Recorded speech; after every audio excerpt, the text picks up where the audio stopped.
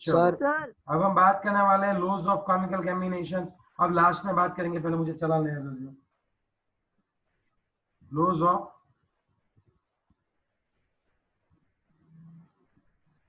Chemical combination,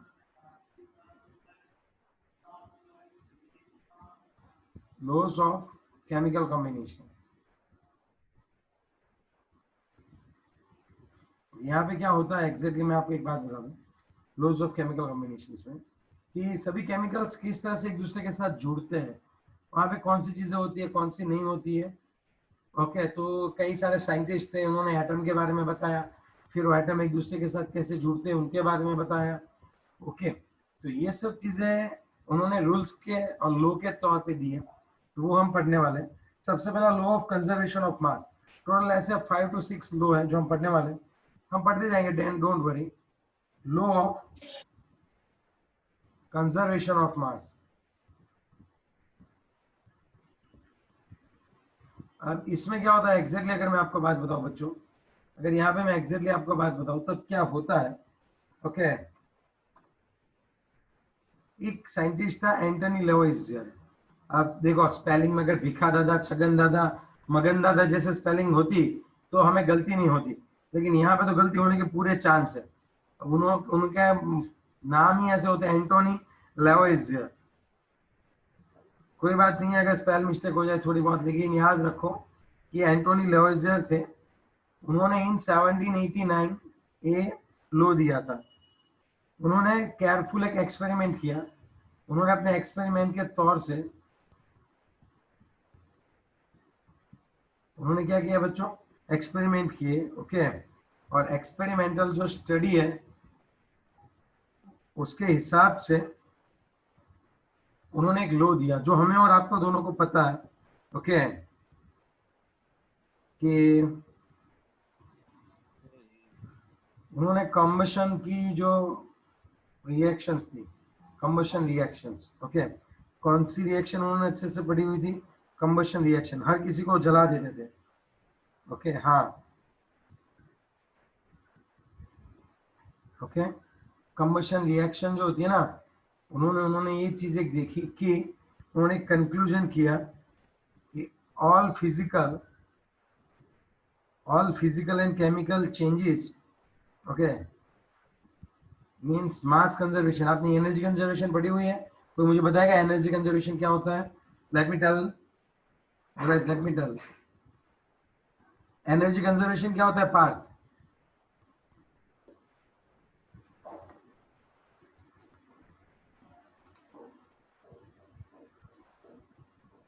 sir energy conservation मतलब energy है ना हर जगह एकदम कंजर्व होती है, जैसे कि पोटेंशियल एनर्जी कोई हाइट पे जो होती है वो दूसरी हाइट पे भी वही होती है, लेकिन बहुत टोटल टोटल हाँ, energy. Yes yes yes, energy conservation ऐसे बोल सकते हैं, वी कैन नॉट क्रिएट और destroy energy, it will transform from one two another.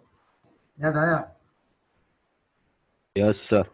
Okay, अगर यहाँ पे क्या होगा, जब भी कोई रिएक्शन होगी या क्या ड्यूरिंग रिएक्शन, उन्होंने कंबशन रिएक्शन जो है वो स्टडी की।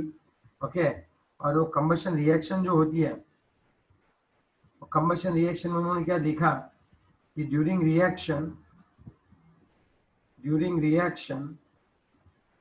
only chemical and physical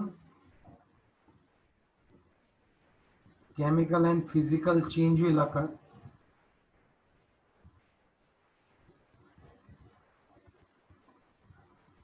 During reaction only chemical and physical change in matter will occur. The mass, there is not any kind of change, there is no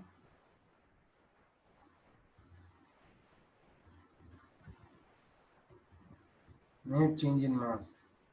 वहां पे मास में कोई जो है वो नेट चेंज नहीं होता। मैं ऐसे भी लिख सकता हूँ, मास can not be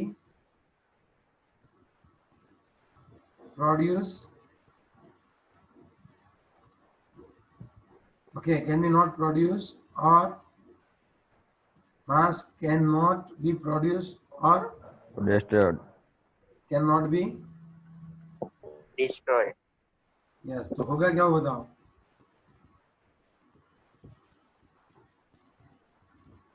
It will transfer from one state to another.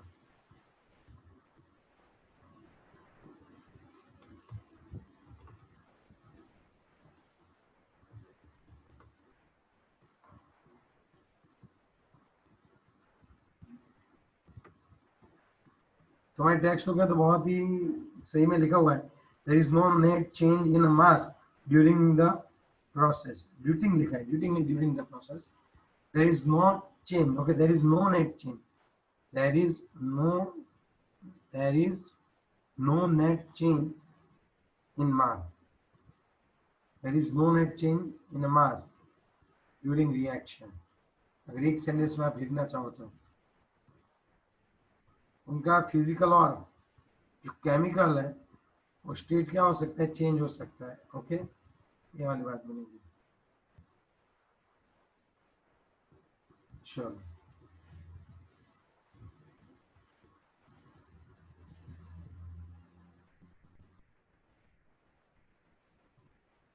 Next कौन क्या बताना चाहेगा, बताओ.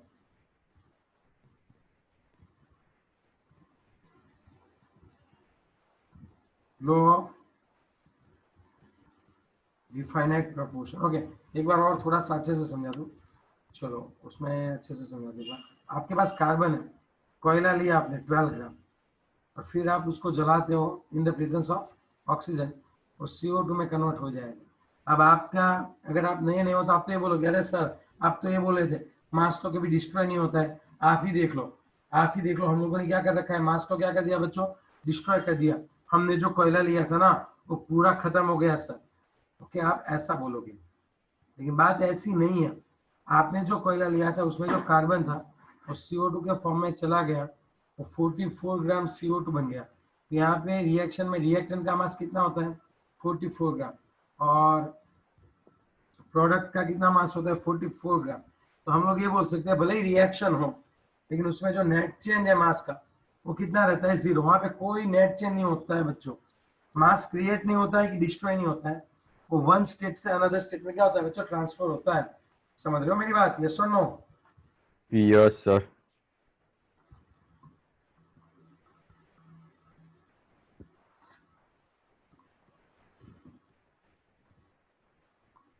चलो और बता दो.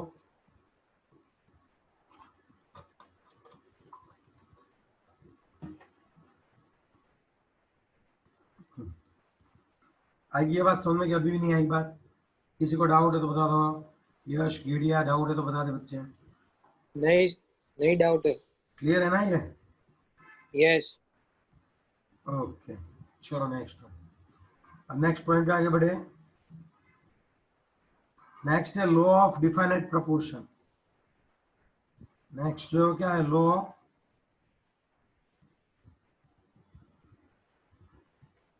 डिफाइनाइट, और यार क्या spell, law of definite proportions. Okay, अब आप थोड़ा सा समझो बच्चों. अब आपको यहाँ पे बहुत अच्छी तरीके से एक बात समझनी पड़ेगी क्या होता है यहाँ पे.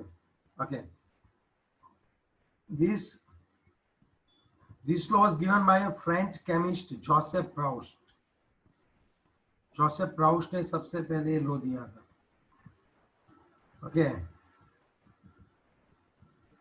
उसने ये लॉ लिया था कि he stated that a given compound, उसने ये बताया given compound always contains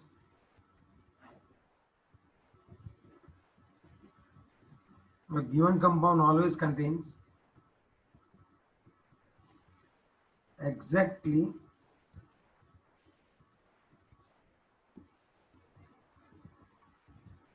the same proportions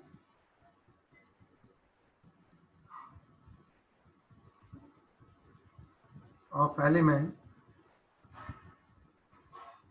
by weight. उसने क्या बताया था, आप अच्छे से समझो। उसने बताया था a given compound always contains exactly the same proportion of elements by weight। उसने ये बताया कि कोई भी कंपाउंड अगर हम लोग ले रहे हैं तो ऑलवेज उसके अंदर जो है same proportion of elements by weight। By weight उनके अंदर का जो proportion है वो कैसा रहेगा बच्चों, सेम। कहना ये चाहता हूँ। तो कहाँ गया सुजल, कौन सा गांव है तेरा? हाँ सर बोलो। गांव कौन सा है तेरा? खाकरिया। ओके, तालुका कौन सा है वो बता दे। बाबरा। बाबरा भी तालुका है क्या, गुजरात में है क्या? हाँ सर। साबरकांठा की ओर आता है गुजरात बाबरा? में सर अमरेली नहीं, जिला। अमरेली, ओके। तो चलो बाबरा, खूब ढाबरा का बाबरा। चलो यहाँ पे देखते हैं कि हम लोग बाबरा गए सुजल के गांव, और वहां से एक सैंपल लेके आ गए पानी का। फिर मैं अपने गांव गया। कौन सा गांव है मेरा, पता है ना आपको? नवा गांव। यस, नवा गांव, लोलियाना हलियात के पास है, बल्बीपुर। वहां से मैं H2O लेके आ गया। फिर मैं किससे गांव जा पाया, और एक H2O चाहिए मुझे। गोधरा। तेरे गांव जा रहे हैं, ठीक है चल। तेरे गांव से हम लोग क्या लेके आते हैं,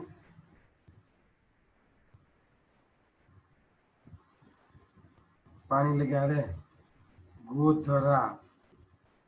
ओके, यहाँ पे भी क्या है बच्चों, H2O।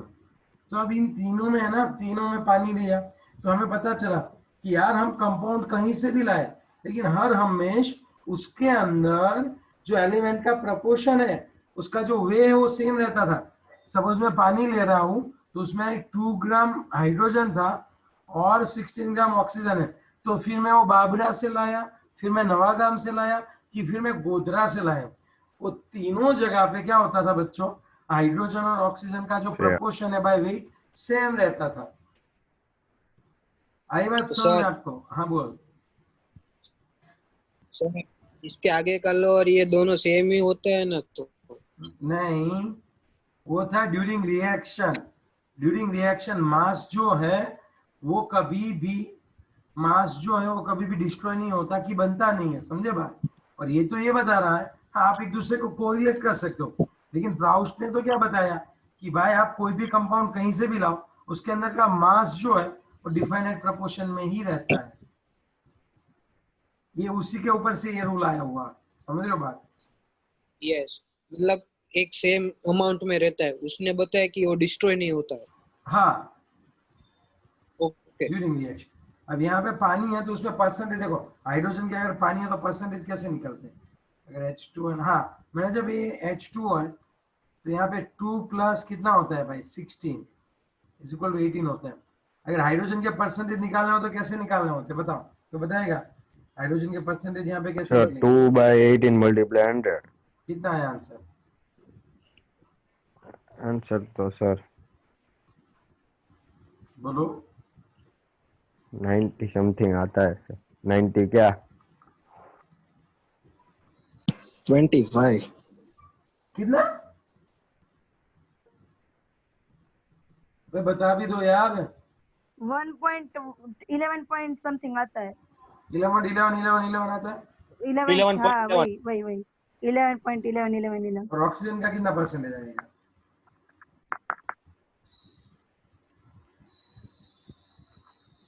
बाकी का बताओ। बचा वो ऑक्सीजन का था क्या सर अभी? तो तू भी बता देना, क्या तू भी है, डायरेक्ट आंसर दे देता। सर 28800। क्या पागल हो गई, 8200 आएगा। अरे वही वही तो। 18.99। 88 88.89 सर। तो अब आप कहीं से भी लेके आओ, बाबरा से लेके आओ, नवागाम से लेके आओ, कि गोधरा से पानी लोगे तो उसके अंदर हाइड्रोजन के परसेंटेज कितने होंगे, 11.11, और ऑक्सीजन के होंगे 88.89। तो 88.89 बोलते हैं, याद रखना, पॉइंट के बाद 89 नहीं बोल सकते, 88.89%। ओके, याद रखने बात। अब आप अच्छे से समझो। जब मैं ना आफ्टर 12th कॉलेज में गया था तो मेरे एक HOD से ने मेरा इंटरव्यू लिया, मैं राजस्थान में गया था बिट्स में। तो मैंने पूरा इंटरव्यू अच्छे से दिया, सब टेक्निकल क्वेश्चंस बहुत ही अच्छे से दिए। फिर वो सर मुझे बोलता है, पता है कि यू आर फ्रॉम गुजरात। मैंने बोला हाँ सर, मुझे लगा आपने डिग्री अंदर एड्रेस दिखा होगा फाइल वाइल में कहीं पे, तो बोला होगा।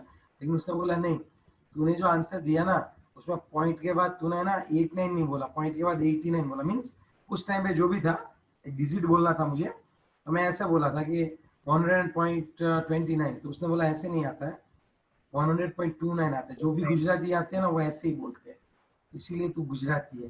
मैं बोला आप कहाँ से हो सर? बोला महाराष्ट्र से, इसीलिए मुझे ज्यादा पता है। तो ये सर इंटरव्यू में ऐसी छोटी छोटी बातें भी वो लोग नोट डाउन कर लेते हैं बच्चों, बहुत ही सही तरीके से वो नोट डाउन करके सभी बातें।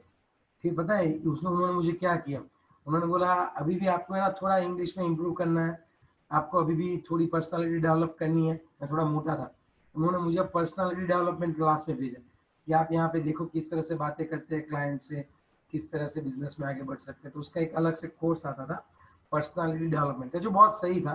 एंड आई जस्ट अप्रिशिएट कि चलो कुछ मैंने नया सीखा। जर्मन की लैंग्वेज का एक कोर्स किया था जिसमें बहुत मज़ा नहीं आया, आगे छोड़ दी, मज़ा नहीं था इसलिए। तो बात ये नई नई चीज़ें सीखो, अभी भी लॉकडाउन है, आपके पास टाइम है। आपको अगर IELTS करनी है, आपको JEE की प्रिपेयर करनी है, so it's a right time. Don't waste your time, अच्छे से काम करो। जो भी आप नॉलेज एक्वायर करोगे वो समवेयर कहीं ना कहीं काम आने वाला है आपको, समझ रहे हो बात? Do that. चलो अब जोसेफ प्राउस्ट ने, चलो टॉपिक पे आते हैं वापस। जोसेफ प्राउस्ट ने क्या बोला था बच्चों, मैं बता दूं। जोसेफ प्राउस्ट ने बोला कि a given compound always contains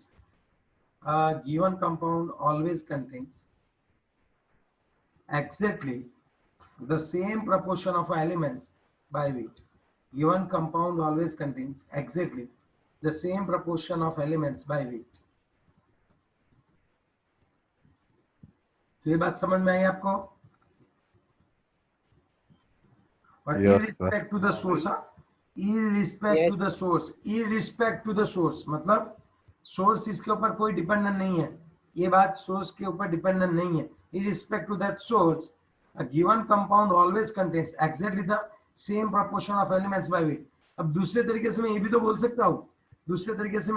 सकता हूँ, कि हर बार हमारा जो कंपाउंड है, okay, it will contains in a definite proportion of elements. हर बार उसके अंदर जो एलिमेंट्स है उसका रेशियो सेम रहता होगा। अगर आप H2O ले रहे हो तो उसमें जो एलिमेंट का जो रेशियो है वो डिफाइनाइट ही रहेगा। पानी है तो डिफाइन हो गया भाई कि H 11.11 है और 88.89% है, समझे बात? Yes sir.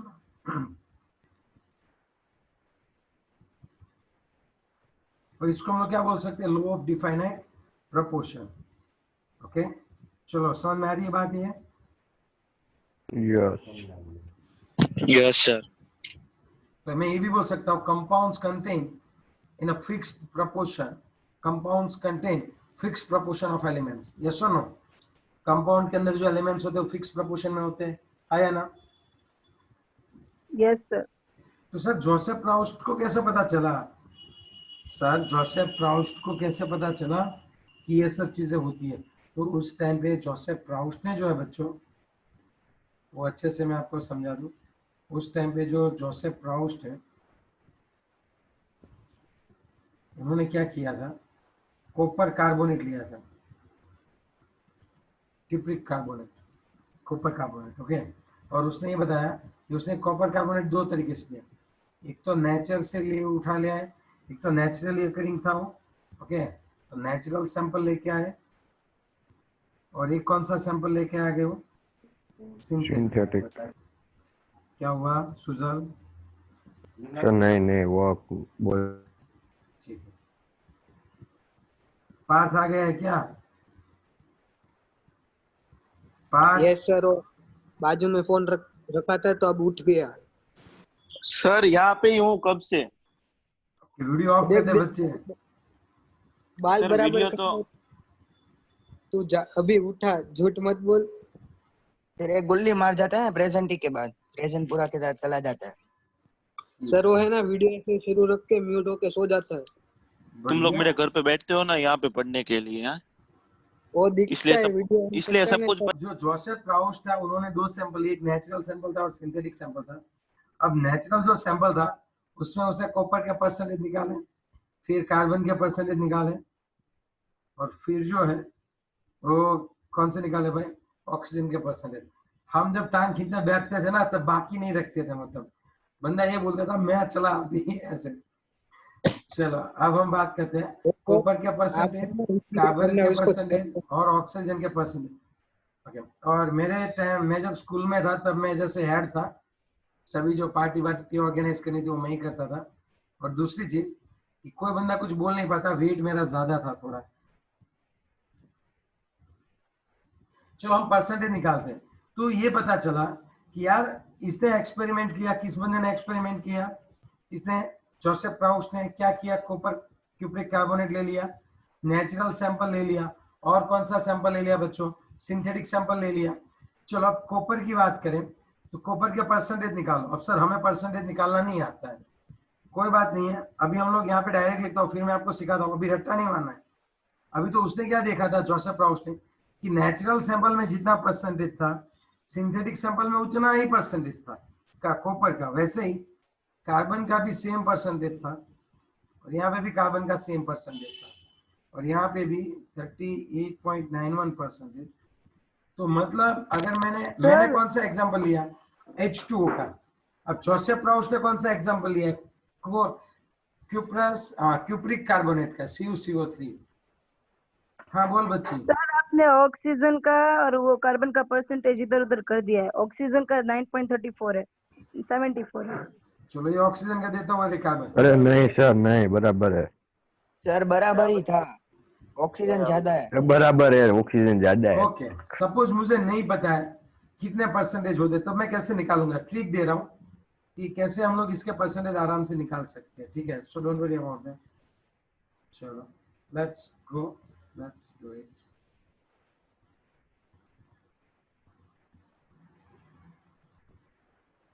थोड़ा सा समझना, कौन था बच्चों, CuCO3। इसका मोलिकुलर वेट C होता है 63.5, कार्बन होता है 12, ऑक्सीजन 3 टाइम्स, 3 इंटू 16 कितना आता है बताओ।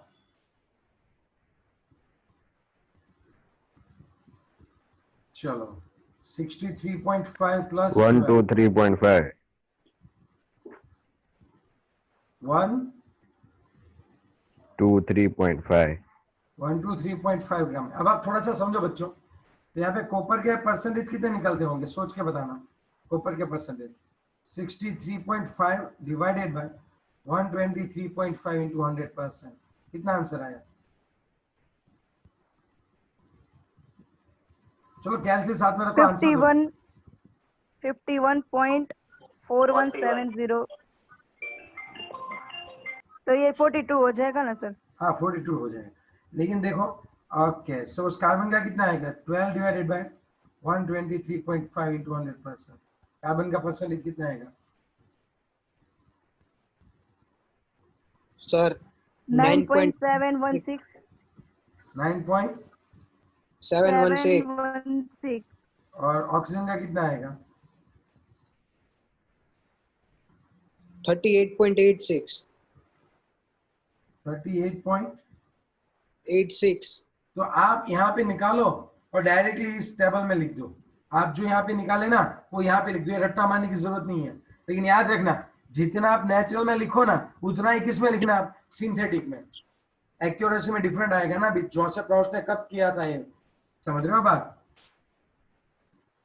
यस ओके, तो इतनी तो एक्यूरेसी से उसने काम नहीं किया होगा, थोड़ी बहुत तो दिक्कत आई होगी उन्हें, यस और नो। यस तो मैं आपको यही बताना चाहता हूँ, समझ रहे हो बात। क्या बताना चाहता हूँ बच्चों मैं आपको, कि दोनों सेम आते हैं।